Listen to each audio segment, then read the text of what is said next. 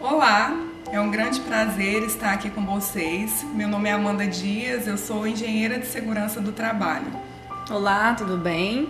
Eu sou Juliana, sou técnica de enfermagem, trabalho na Clínica Metra e a gente vai trazer um pouco de informação para vocês, tirando um pouco de dúvidas, tá bom? Eu já gostaria de adiantar que nós estamos aqui, mas estamos cumprindo todo o protocolo de segurança a respeito do Covid-19.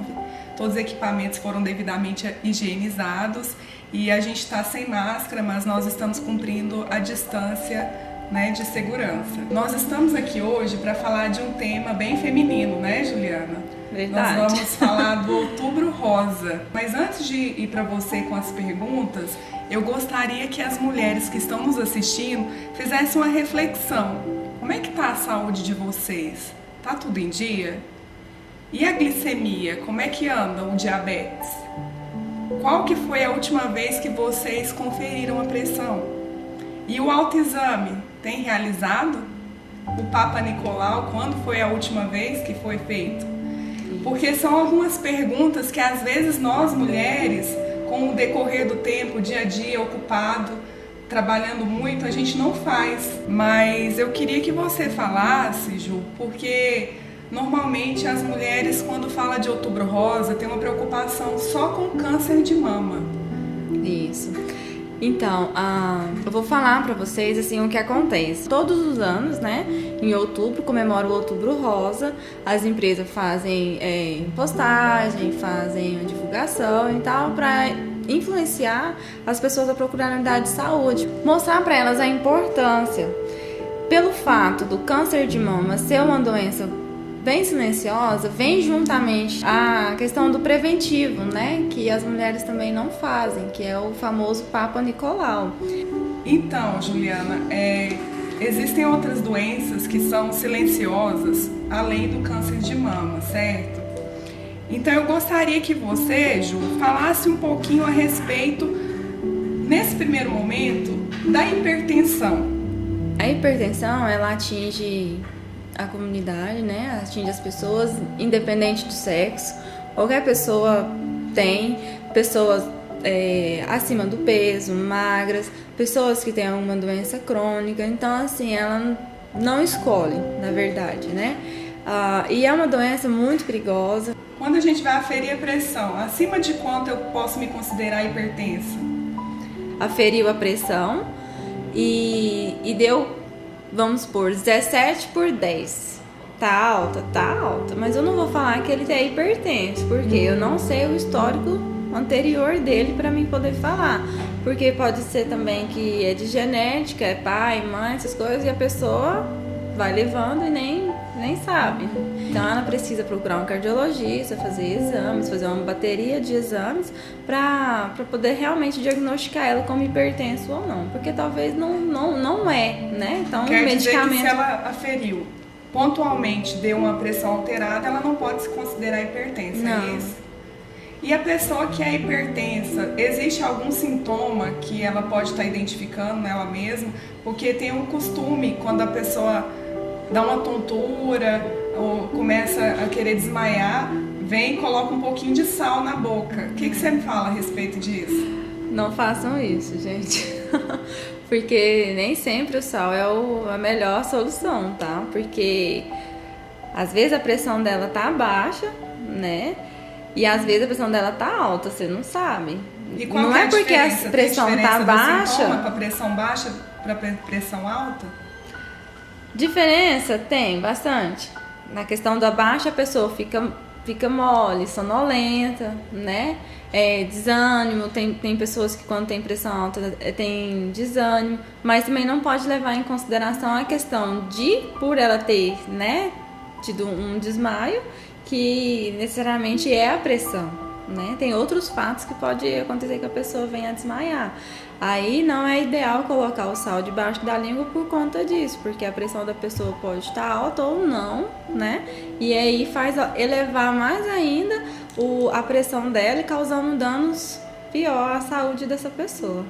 E quando que a pessoa, a mulher, ela precisa estar procurando? A questão da pressão, a gente está falando voltado para a mulher, porque nós estamos numa campanha do Outubro Rosa, mas ela é uma preocupação de ambos os sexos, né? Todos os meses, não só outubro, desculpa, não só outubro, por conta dessa campanha, mas tem que ficar atento todos os meses, todos os dias, toda semana.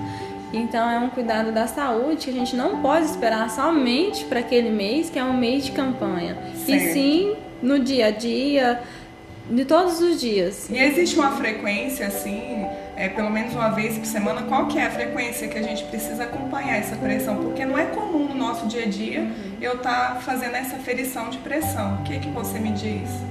Uma pessoa normal que sabe que não tem problemas, né, de hipertensão, ela não tem necessidade de ficar verificando frequentemente, a não ser que passe mal, que ela tenha uma indisposição e ela tenha uma orientação médica. Não tem necessidade dela ficar aferindo sempre. Agora, uma pessoa que é que tem indícios para ser hipertensa, que é como eu disse antes, que vem de genética, né, que é de pais e avós, tem que ter esse costume de verificar pelo menos uma vez ao mês para poder saber se tá ou não dentro dos parâmetros. Porque o que acontece? Eu vou verificar minha pressão hoje, ela tá 15/8. Mas por que ela tá 15/8? Não sei, tá? Então vamos fazer um esqueminha. Amanhã às 18 horas verifico novamente minha pressão. Opa, tá do mesmo jeito. Amanhã de novo. Faz uma sequência de 3 dias, né? Para poder verificar a diferença dessa pressão do primeiro dia ao último dia verificado. Então, assim, se for uma pressão irregular, que um dia ela tava 14/8, amanhã tá 12 e depois tá 10, então alguma coisa tá errada. Aí, a partir desse momento, eu preciso procurar ajuda médica. Procurar uma ajuda médica para poder ver o que realmente essa pessoa tem. Pode ser que não seja questão de pressão, e sim de outras doenças, né? Que devem ser realizadas através de exames, porque nem tudo, assim, tipo, como eu disse aqui, é porque é hipertenso. Não, pode ser que tenha outra doença e a pessoa não sabe. Como o organismo, às vezes, ele não te mostra o que é para você saber, então tem que procurar ajuda médica para buscar aquilo ali, uma resposta do porquê do que está acontecendo. Tá, e agora, Juliana, para finalizar a questão da hipertensão, eu gostaria que você falasse qual a consequência. A pessoa está com a pressão alta por muito tempo, nunca aferiu, não percebe porque até acostuma com aquela pressão alta e não vai no médico, não tem um acompanhamento. Qual que é a consequência disso? Amanda, a consequência para pessoas que demoram a buscar ajuda é até meio difícil, assim, eu falar, porque tem pessoas que nem dá tempo de procurar, porque fica esperando e não procura uma ajuda. Então pode acontecer de vir até a óbito, né? Não é uma coisa assim, tipo, que eu gostaria de estar falando, né? Mas assim, são casos de doenças que demoram a ser procuradas, né? E aí a pior consequência, no meu ponto de vista, é esse. Porque pode dar um AVC, pode dar um infarto. Vamos mudar de assunto então agora? Eu acho que ficou bem claro. Você quer falar mais alguma coisa sobre a hipertensão? Vamos mudar de assunto. Então vamos mudar de assunto agora. Vamos ensinar mais outras coisas assim para as pessoas. Vamos falar de doce? Vamos falar de açúcar agora? Esse é meu preferido. Então, porque tem outra questão que é bem silenciosa, é o caso do diabetes. Certo. Então, eu gostaria que você falasse também a importância de verificar a glicemia, que é um exame tão de praxe que às vezes a gente passa muitos anos sem conferir E sabe qual que é que eu percebo a questão da glicemia? Muita gente tem medo do glicosímetro, né? Aquele que faz o testinho do sangue. Então as pessoas fogem dele. Eu gostaria que você falasse um pouquinho a importância de fazer esse exame, que é aquele de como que é feito. Explica melhor como que é, porque às vezes as pessoas têm medo. Certo. E qual que é o tempo, né? De quanto em quanto tempo eu tenho que estar conferindo essa glicemia. Por exemplo, a pessoa que é diabética, ela deve fazer o regime, né? Usar tudo sob orientação médica, tá, gente? Aqui eu tô falando como se a pessoa ela já soubesse, certo? Uma pessoa que é diabética, ela faz o acompanhamento dela com um endócrino, tem as doses certinhas, tá? Que a pessoa diabética tem que tomar, né? Que é da insulina. E a questão do exame, que é o glicosímetro, né? Às vezes até meio trava aqui pra falar. É um pouquinho chato, né? Incomoda o dedinho da gente, mas é sempre bom a gente estar fazendo. O ideal mesmo é fazer em jejum, certo? Pra gente ter um valor de referência correto. E a pessoa tem que estar de jejum, né? De 8 horas no máximo, pra gente ter essa resposta, pra gente saber se realmente ela é ou não diabética ou pré-diabética, né? Ou você falou a questão do jejum para estar fazendo o exame. Tem um jejum máximo e um mínimo, Juliana, para poder estar realizando o teste de glicemia? Qual que é o tempo máximo de jejum e o tempo mínimo? Porque se eu não fizer esse jejum da forma correta e eu for lá conferir essa glicemia, vai dar alterado. Vai dar alterado, porque você tem que fazer dentro do tempo, que é de 8 horas a 12 horas de jejum. Se eu fizer com 15 horas de jejum, dê alterado, tanto para mais quanto para menos. Então é um valor que a gente não pode levar em consideração. Por quê? Porque a pessoa não fez o jejum correto, né? Que é de 8 a 12 horas. Aí essa alteração, ela é insignificante, por quê? Porque não está dentro dos parâmetros, né? Não está dentro da normalidade de tempo de jejum. E qual que é as taxas de glicemia que são consideradas normais, que está tudo ok com a saúde? De 65 a 99 é o valor normal. De 100 a 126 é um valor que deve ser considerado um alerta, certo? Porque qual que é o valor que é alerta? De 100 a 126 tá. É um alerta. Eu não posso considerar uma pessoa que deu a glicemia de 126, eu não posso considerar ela diabética, certo? Sem antes eu passar uma orientação e ela refazer o exame, né, com um prazo de uma semana. E tem os valores acima de 126, que é já um valor mais assim preocupante, certo? E a pessoa procurar orientação médica, porque nem é o caso de todos entrar com medicamento e insulina também, né? Porque tem a insulina que aumenta e a que diminui. Tem que procurar ajuda médica. Isso. Acima de quanto, então? Acima de 126, a pessoa pode procurar um médico. Só que a orientação que eu tenho para fazer é ela reduzir a questão do alimento dela, né? Porque massas, frituras, refrigerante, tudo isso faz aumentar. Se a pessoa teve uns 3 dias de consumo abusivo de refrigerante, de massas, frituras, gordura, pode ter certeza que essa glicemia vai dar alterada. Aí é bom fazer uma dieta e repetir depois. Isso, então assim, não é como eu disse, não é fazer, nossa, eu sou diabético. Não é isso que eu tô dizendo. A questão é a pessoa ver se nos dias anteriores como foi o consumo dela da alimentação. E nas nossas campanhas a gente pede para o pessoal estar em jejum, mas e se não tiver e mesmo assim a gente quiser conferir a glicemia, eu posso fazer isso? Pode sim, não tem problema não. Por quê? Porque é uma campanha, né, que a gente está fazendo, que a gente vai levar uma alerta, né?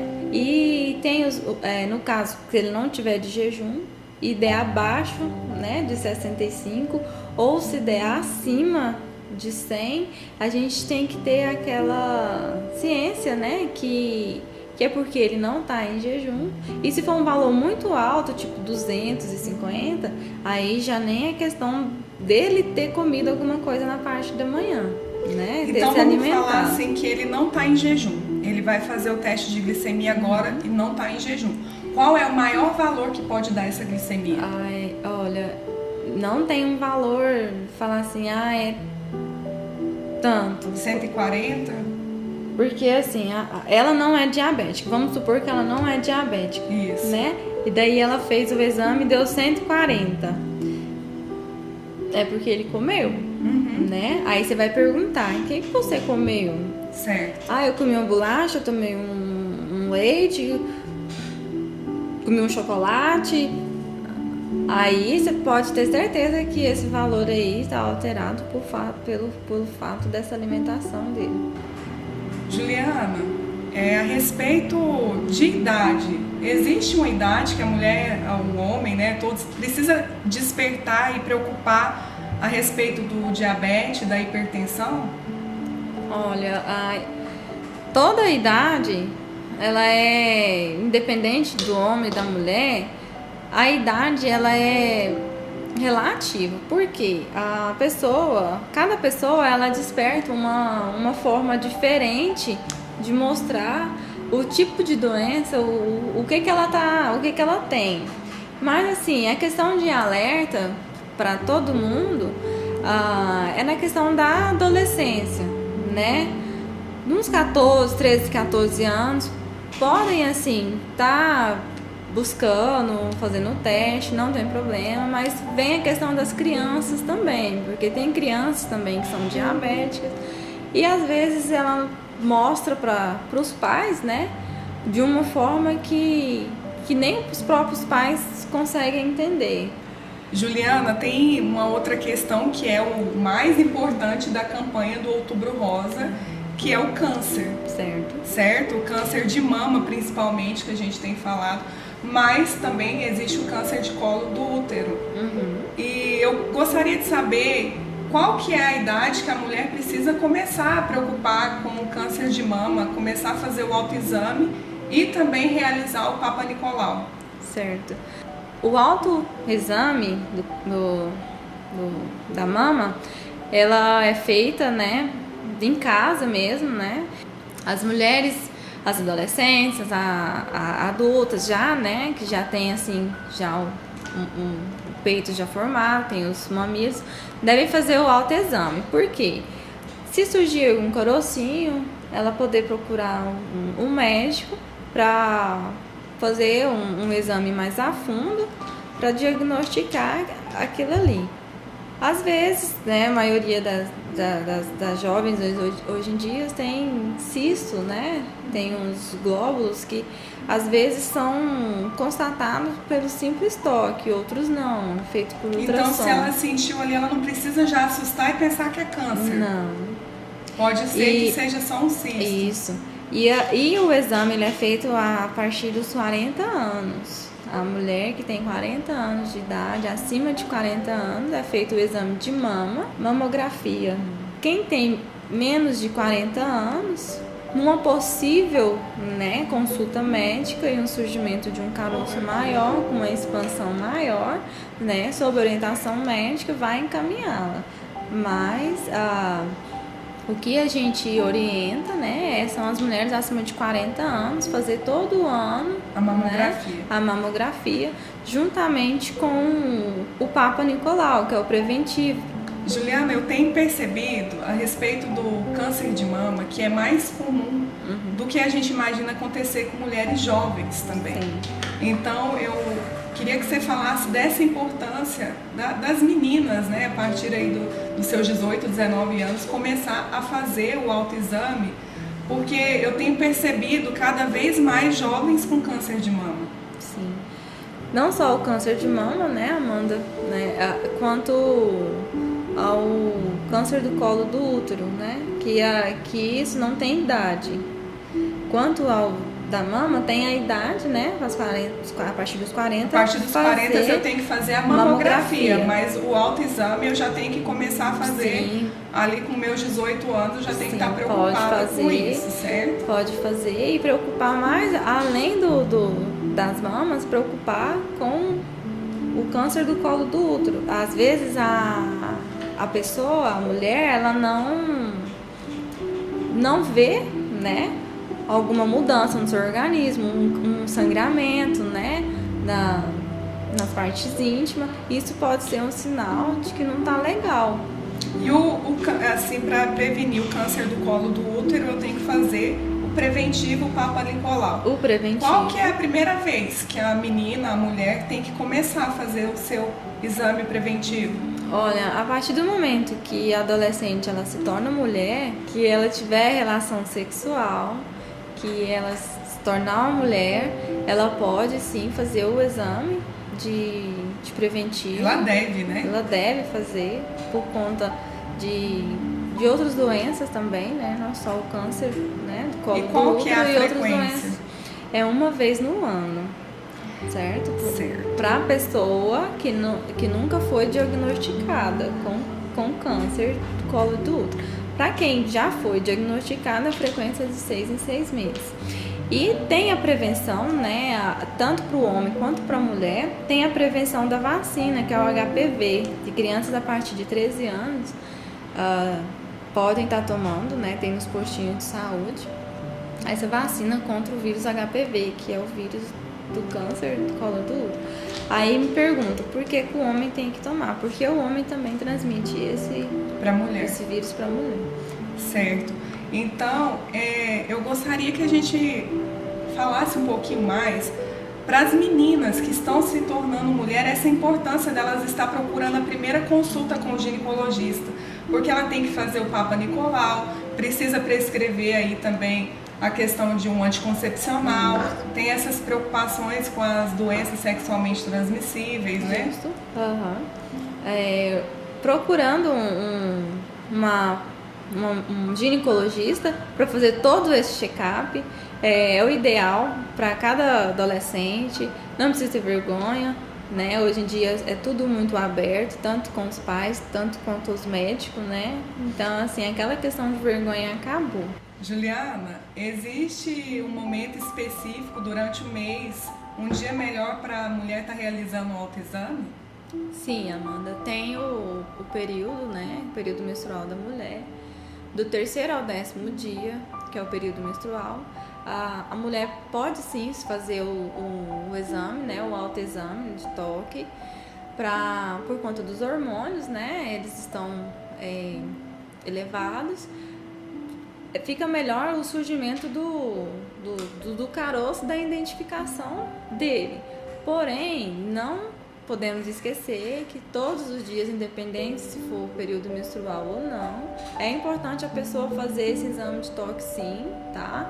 Ali no seu momento único, no banheiro, né? Tomando um banho. Acredito que muita gente sabe, mas eu vou mostrar aqui bem rapidinho para vocês quanto no banho, certo? A mulher levanta o braço direito ou esquerdo, porque o exame é feito em cada uma, né, individual. Coloca a mão atrás da orelha, aqui no pescoço, e pode se tocar, fazendo movimentos circulatórios ao redor do peito e no peito, certo? Esses são os movimentos, né? Essa apertadinha aqui que eu tô fazendo, né? Então, quando você vai deitar também, da mesma forma, coloca o bracinho para trás, trava assim, né, no travesseiro e faz os movimentos do autoexame, porque sempre, todo dia é um dia para se conhecer o próprio corpo. Mas identificou alguma coisa, ainda não precisa se desesperar, porque eu vejo muito desespero. Sim. Às vezes a mulher sente no toque algum caroço, pode ser só um cisto. Um cisto, um nódulo, né? Mas é importante buscar ajuda. Sim, porque a gente tem que saber se esse nódulo, né, é maligno, né, benigno, né? Às vezes é só uma elevaçãozinha da pele mesmo. Então não é nada preocupante de início, né? Só não pode demorar a procurar uma ajuda. Então vamos finalizar deixando essa mensagem para todas as nossas mulheres, para elas se preocuparem com a saúde como um todo e não só com o câncer de mama. Com outras doenças também que vem tendo, porque eu vejo que hoje em dia as outras doenças adormeceu, né? Que só se vê falando do Covid, né? Não se fala mais em outras doenças nesse momento de pandemia que a gente está vivendo e não pode, né? A gente tem que ficar atenta também às outras coisas, outras doenças que também são graves, né?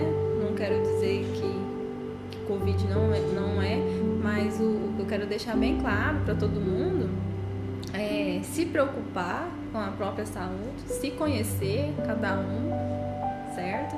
E procurar uma ajuda médica, um postinho, para poder estar diagnosticando qualquer sintomas que tiver.